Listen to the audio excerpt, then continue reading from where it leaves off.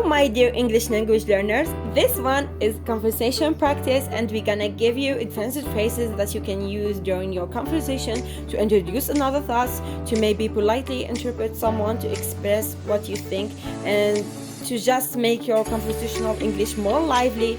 This part is for intermediate to advanced English language learners who wants to speak English confidently and fluently and use phrases that you've never used before.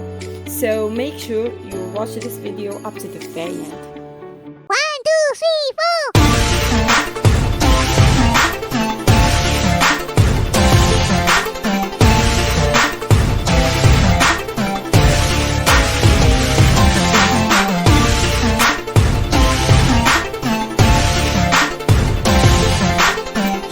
The first phrase is put forward. Now let's imagine you are in a meeting and your boss is wrapping everything up and says, do you guys have any question or any other topics that you wanted to discuss? And let's imagine you do, because you have this new project in mind. So one of these phrases that you could say, oh yes, let's talk about this project.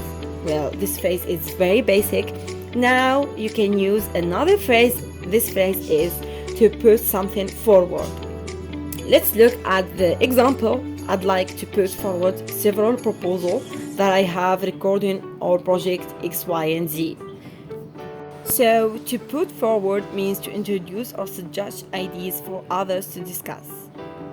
Now let's move on to the next phrase. The next phrase is bring up.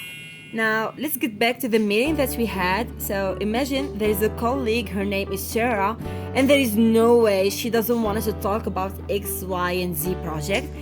I have no clue why. She have her own reasons. She could say, oh no, let's not talk about this project. She could do that, but she could also say, please, let's not bring up project X, Y, and Z today because I have several updates I wanted to discuss in separate meetings, or something like that.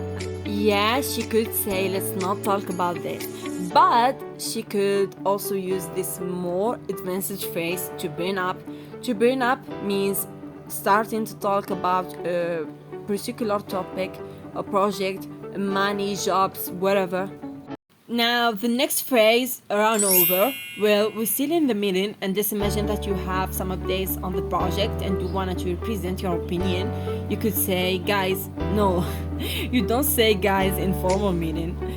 You're like, actually I have some important updates about the project. Let me run over several actions we could take to double the profits. To run over means to explain something really quickly. The next phrase is elaborate. Now your boss is super interested in what you have to say, and he's like, oh wow, yes, please elaborate in the ways that we could double our revenue. To elaborate means to go into more details about something. It's almost like saying, tell me more about this project. The next phrase, spell out. Now your colleague Sarah, who was initially against you or talking about X, Y, and Z project, now she's interested too. So she says, I still can't understand you. Can you please explain? Well, instead of saying, can you please explain, she could say, can you spell out?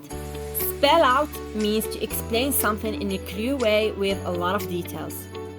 Well, let's imagine after you talked about your plan, the boss likes it and he says, actually this is my work, could you please contact my assistant and share all the details about the project? He said contact. But there's another word that is widely used in professional environment. The word is reach out. Could you please reach out to my assistant? And for the end, let's imagine that the boss likes the project and he's like, okay then, now you are responsible for making it happen. Yes, he can say that, but he can also use the word coordinate. He will coordinate all the activities around this project. And yeah, this was for today, guys. Thank you so much for watching this video up to the very end. If you are not yet subscribed to Shulit's English, please hit the red button down below and join to our fam. 1, 2, 3, 4.